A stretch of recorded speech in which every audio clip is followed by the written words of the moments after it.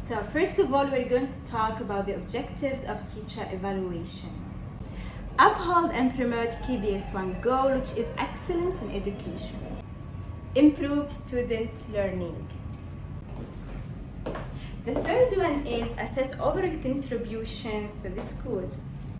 This is how you will be rated. Here is the rating scale. Number 1, above standard, exemplary, performances is frequently high. Most teaching practices are demonstrated at consistently high level. The teacher seeks to expand the scope of competencies and undertakes additional responsibilities. Number 2, at standard, proficient, performance is consistently acceptable. Teaching practices meet all performance expectations at an acceptable level. Number 3, below expected standard, developing. Performance is sometimes inadequate and needs improvement. The teacher requires supervision and assistance. Number 4, unsatisfactory. Performance is consistently unacceptable and practice requires considerable improvement. The teacher requires close supervision and assistance. The teacher plans effectively and sets clear objectives that are understood by the learners. Objectives are communicated, materials are ready. The lesson is well structured. Ideas and experience of students are drawn on. The activities are appropriate. Descriptions are minimal. Lesson as reviewed at the end. Hi everybody.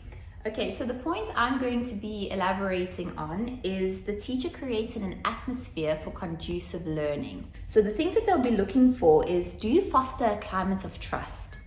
Now, I think that's very important that our students trust us.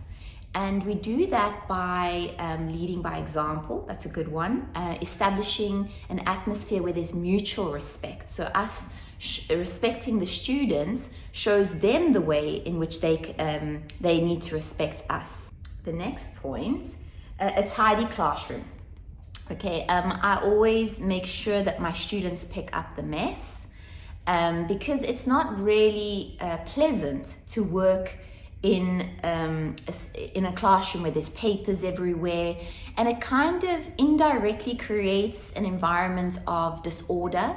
And children learn better when there is order, when things are neat and structured. The management will be looking for things like, do you use positive reinforcement? So do you encourage your students? Poor behavior is addressed in a timely way. Don't leave inappropriate behavior to a later stage. So nip it in a bud. Sometimes the students will be a little bit rowdy, making a noise. I will walk up to that student's desk, and without even saying anything, I'm still explaining what's on the board, and I'll just stand at his desk and continue explaining, and they almost look at you like, okay, and they go quiet. So that's just a simple way where I haven't stopped teaching. I haven't done anything out of the ordinary. I haven't shouted, and they actually, because they feel uncomfortable, they know, okay, I'm not behaving how I should. But it is very important to hear our students when they speak to us. And sometimes they make very valid points. Okay, so we're trying to move away from the whole teacher-centered learning. So the admin are going to be looking for student-centered learning. We do need to incorporate different strategies. So for example, I can give you a suggestion. I use something called Write, Pair, Share. It's taken from a Finnish model that they use in Finland. So what I do with the Write, Pair, Share is I get the students to individually write. I give them a question, so I've explained on the board, and then I put a question for them to do.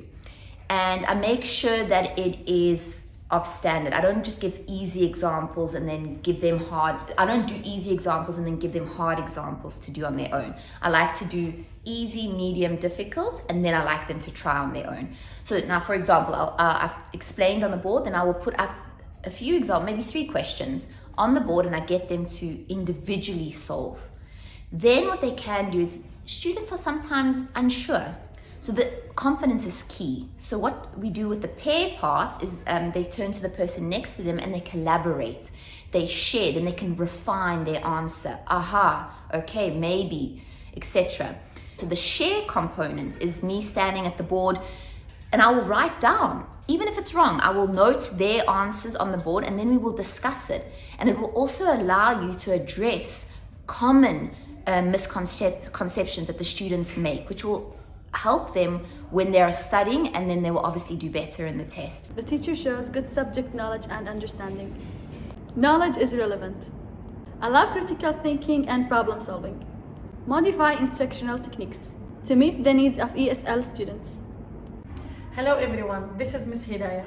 According to my experience as a teacher in KPS, the school administration is expecting from the teacher professional responsibilities inside and outside the classroom. To begin with, you have to take care of the classroom and materials. You have to set an example in appearance and works habits. Students' work must be followed up and recorded regularly.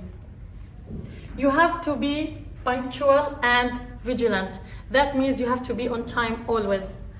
Parents' communication. You must have a good communication with the parents. Contribute to the overall growth of the school. That means don't come to school just to teach and go home. No, you have to be creative. Use your own style, add something to the school. And last of all, be creative. Thank you.